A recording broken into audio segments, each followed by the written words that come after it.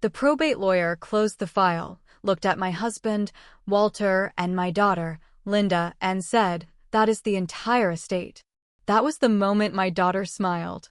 Not a big, happy smile, but a small, polished one, the kind she used when she'd successfully stolen something and believed no one would dare call it theft. The hearing room was sterile and smelled of old paper.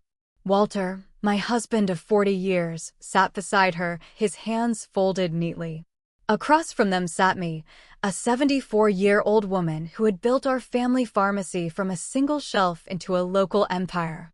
At my feet was a small bag and a single rusted key. The lawyer read it all out: the mansion on the hill, the pharmacy chain, the investment accounts, all conveyed to Walter and Linda.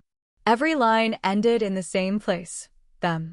Then, almost as an afterthought, the lawyer said, "A detached property known as the Ridge Cabin is conveyed separately to Margaret Mercer." Linda actually laughed under her breath. The shack? Well, Mom always did like her quiet time. They thought they had erased me. They thought I was going to the Ridge to die in silence. To understand why they were smiling, you have to understand the betrayal that led us here. It didn't start with lawyers. It started with whispers in the hallway of the mansion I designed. I was the hardworking pharmacist, the one who worked 14-hour days so Walter could play the executive. Linda was our only child, the one I gave everything to. But 3 years ago, the air in the house changed. Walter started mentoring Linda late into the night. Then came the day I came home early and found them in the master library. It wasn't a business meeting. The way Walter looked at our daughter, and the way she looked back, resting a hand on her growing stomach, was a sin that no family could survive. They didn't even apologize.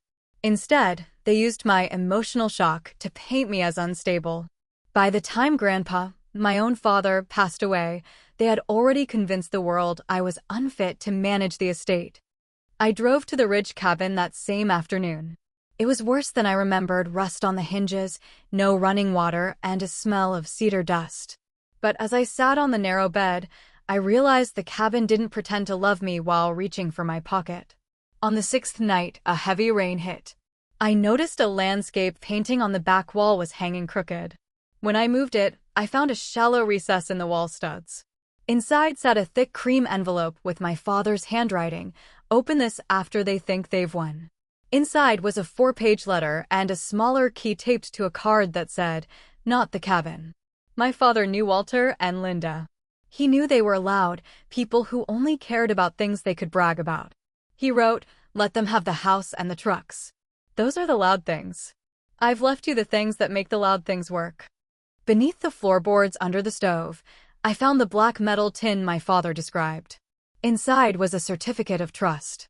My parents walked out of probate with a visible estate, but my father had moved the functional estate into a private trust 18 months before he died. The Ridge Cabin wasn't just 5 acres, it was 68 acres that wrapped behind the entire valley. More importantly, the trust held the primary springwater rights that serviced the main house and the only deeded access road to the lower pharmacy warehouse. I sat on the floor, laughing through my tears. Walter and Linda owned a mansion with no legal right to the water in its pipes, and a business with no legal way for trucks to reach the loading dock. They had won the loud property, but I held the leverage. Months passed. Walter and Linda lived like royalty in the mansion, while I lived in the shack. They told the town I was senile. But then, a young man named August arrived. He was 21, a medical student with kind eyes. He was the child of their sin, the boy Linda had carried. They had sent him away to boarding schools, ashamed of his origin but needing him as an heir. But August had found my father's old journals. He didn't go to the mansion first. He came to the cabin. He saw the woman who had actually built the legacy they were squandering. In that moment, the blood that remembered was stronger than the lies that had separated us. The wall hit them at 8 a.m. on a Tuesday. Walter tried to sell the South Field to a developer for $3 million to cover his gambling debts. But the developer's lawyers found the Mercer Ridge Land Trust burden. No sale could go through without the trust beneficiary's signature. My signature. Then the water stopped. I exercised my right to maintain and divert the spring for the ridge's preservation. By noon, the mansion was dry. By 3 p.m., my phone started ringing. Walter's voice was hard. "What did the old man leave you, Margaret?"